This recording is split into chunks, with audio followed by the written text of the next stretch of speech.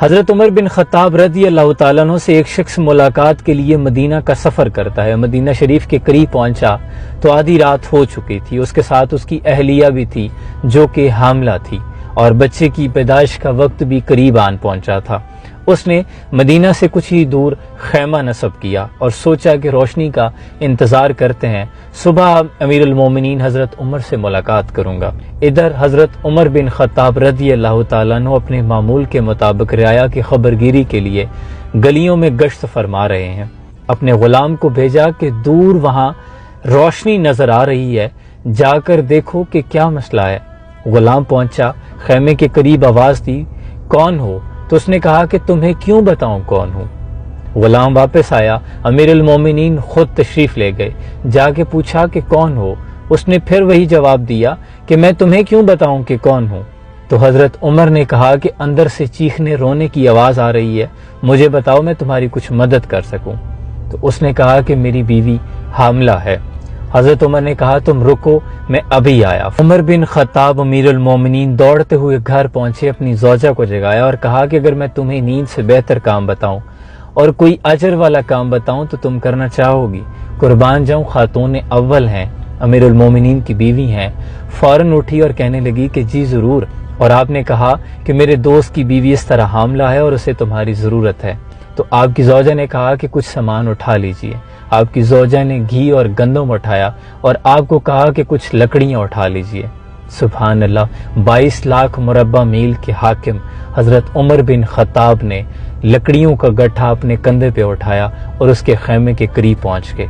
دوڑ دوڑ کر اس کے کام کر رہے ہیں، پانی گرم کر کے لا رہے ہیں، اور وہ شخص آپ پر اس طرح حکم چلا رہا تھا جیسے آپ کوئی غلام ہو، اس کے خادم ہو، کیونکہ وہ تو جانتا ہی نہیں تھا کہ آپ کون ہیں۔ کچھ ہی دیر کے بعد خیمے کے اندر سے بچے کی رونے کی آواز آئی تو آپ کی بیوی نے اندر سے آواز لگائی، امیر المومنین لڑکا ہوا ہے۔ وہ شخص کے کان میں یہ آواز پڑی کہ امیر المومنین، تو اس کے پاؤں کے نیچے سے زمین نکل گئی۔ آگے بڑھ کر کہنے لگا کہ امیر المومنین حضرت عمر بن خطاب، عمر فاروق۔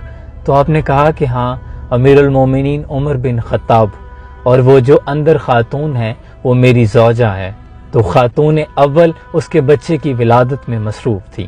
تو پھر اس نے دوبارہ پوچھا کہ آپ وہی عمر ہیں جس کو حضور اکرم صلی اللہ علیہ وسلم نے خود دعا کر کے مانگا؟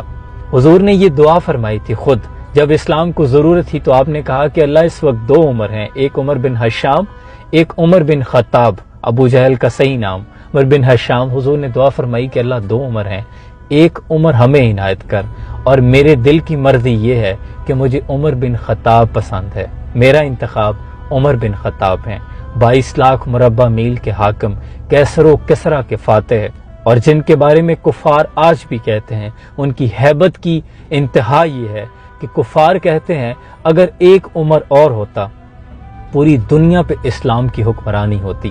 وہ عمر اس مسافر کے کام دوڑ دوڑ کے کر رہے ہیں۔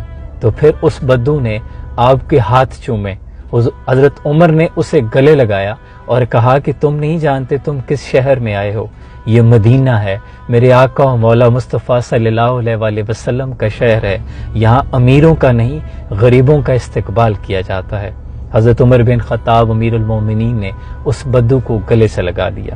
یہ تھے ہمارے اسلاف، لیکن صد افسوس کہ حضرت اقبال کہتے ہیں کہ کھودی اپنے اسلاف سے جو ہم نے میراث پائی تھی، ثریا سے زمین پہ آسمان نے ہم کو دے مارا، اور وہ علم کے موتی وہ کتابیں اپنے آبا کی، جو دیکھو ان کو یورپ میں تو دل ہوتا ہے سی پارا۔ ہمارے اسلاف، ہمارے اخلاق بہت بلند تھے، لیکن صد افسوس اغیار نے، مغرب نے وہ اپنا لیے، لیکن ہم نے چھوڑ دیا۔ اور بیاں میں نقطہ توحید تو آ سکتا ہے، تیرے دماغ میں بت خانہ ہو تو کیا کہیے۔ حضرت اقبال کہتے ہیں کہ میں تجھے نقطہ توحید تو سمجھا سکتا ہوں، تیرے دماغ میں بت خانہ ہو تو کیا کہیے۔ اور جہاں میں بندہ حر کے مشاہدات ہیں کیا کیا، تیری نگاہ غلامانہ ہو تو کیا کہیے۔